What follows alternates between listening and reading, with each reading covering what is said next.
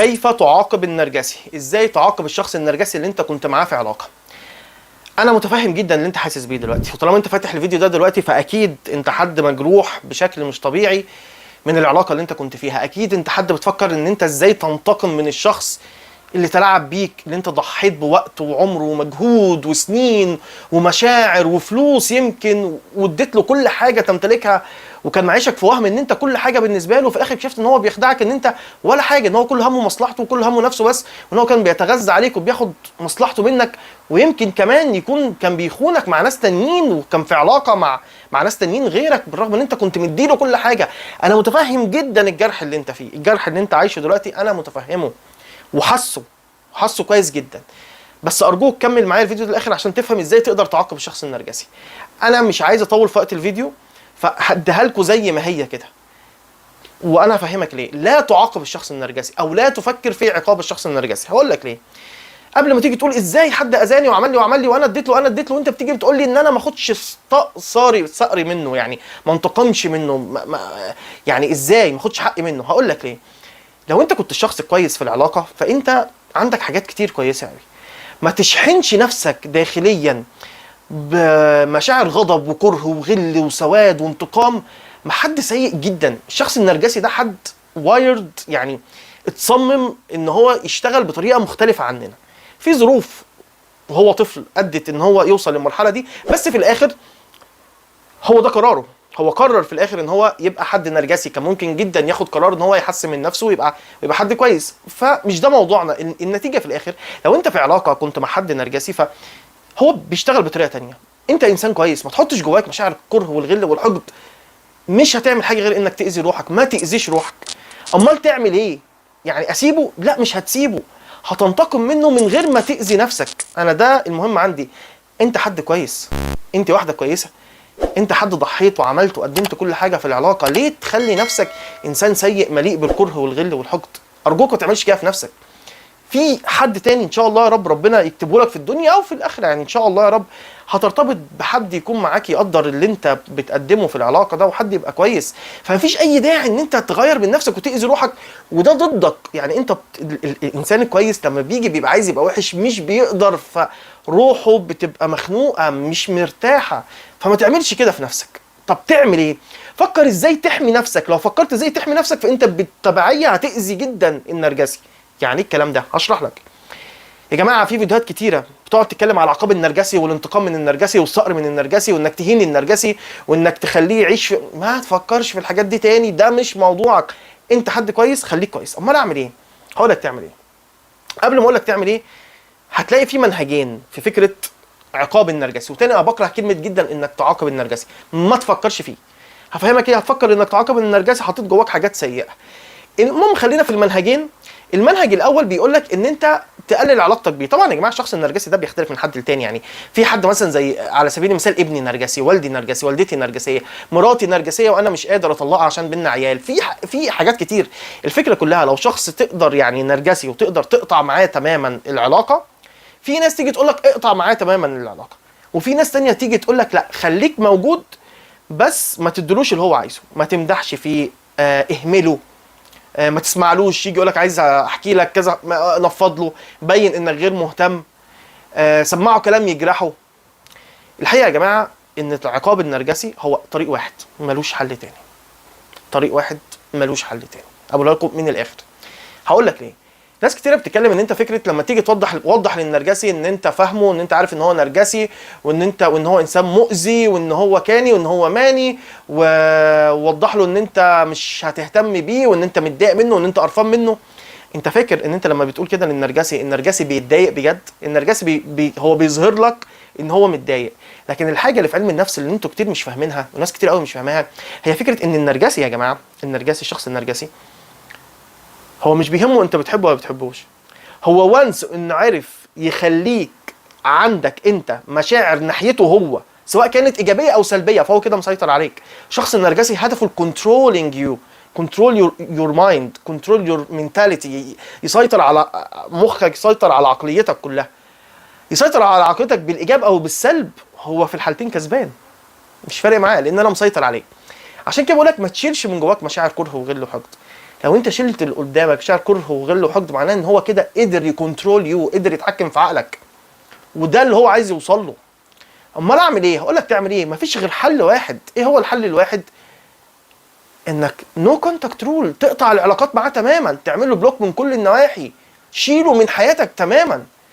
انت بالنسبه له مصدر بيتغذى عليه، عمال يمصك يمصك يمصك. طب انا عايز اذيه وفي نفس الوقت احمي نفسي، احمي نفسي ان ابعد عنه. اوعى تفتكر وانت جنبه وعمال تكلمه وبتقول انت انسان سيء، انت كده هتضايقه. لا، هو فرحان.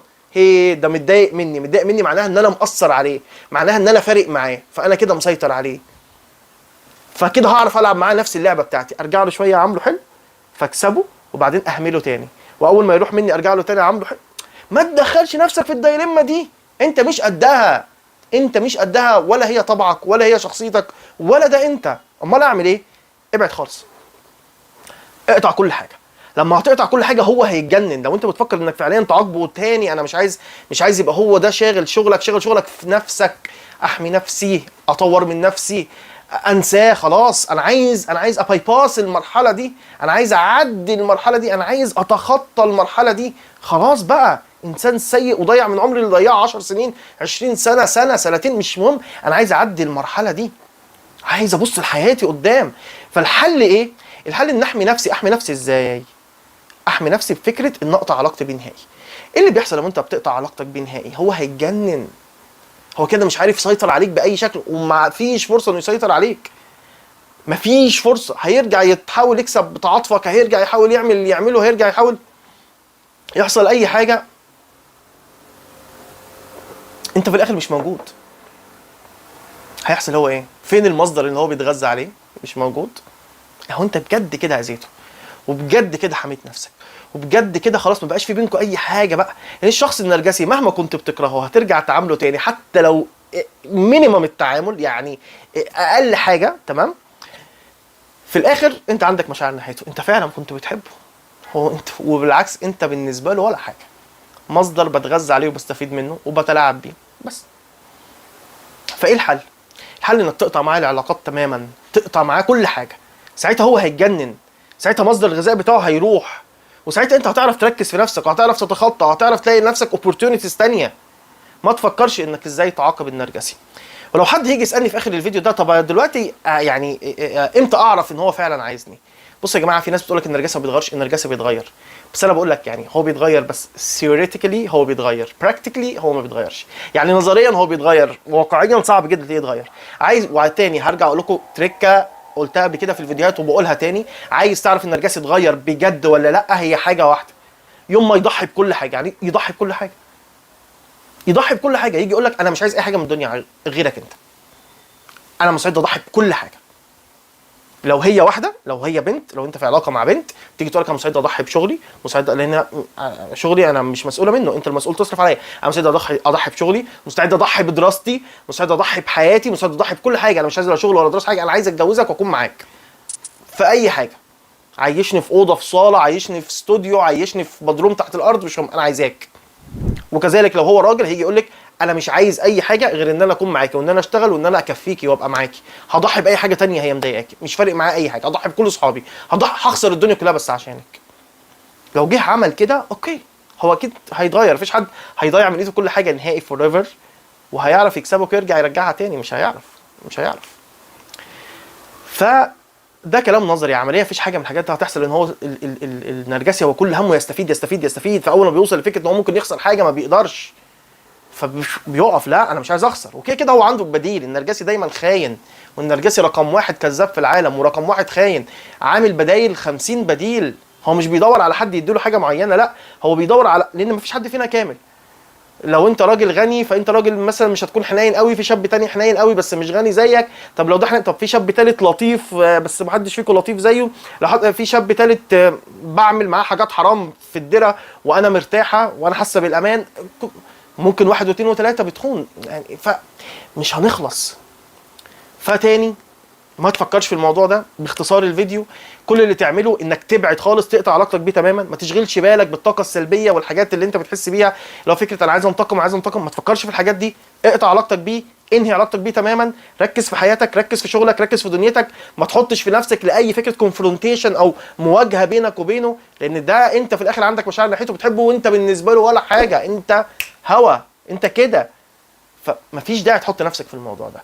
اتمنى يا رب يكون الفيديو فهمتوه، اتمنى يا رب انك ما تفكرش ولا تاخد بكلام الناس كيف تعاقب، كيف تنتقم، كيف احمي نفسي، كيف احافظ على نفسي، ازاي ابعد واركز في حياتي. وده بالتبعيه لو انت عايز حتى لسه برضه من جواك كده حته كده برضه عايز انتقم منه، ده اكتر حاجه هتاذيه، لان هو في الاخر عارف ان انت حد كويس. لانه في الاخر لو انت فعلا حبيته بصدق، اللي بيحب حد بصدق ناس يتعدوا على الصوابع، مستحيل هو يكون في حياته ناس كتير بيحبوه بصدق زيك، مستحيل مستحيل مستحيل. فهو اتأذى، هيتأذي بالتبعيه لما يحس ان انت رحت منه. في اخر كل فيديو زي كل مره، خلوا بالكم على نفسكم وخلوا بالكم على الناس اللي بتحبوهم، واشوفكم في فيديو جاي باذن الله. سلامات.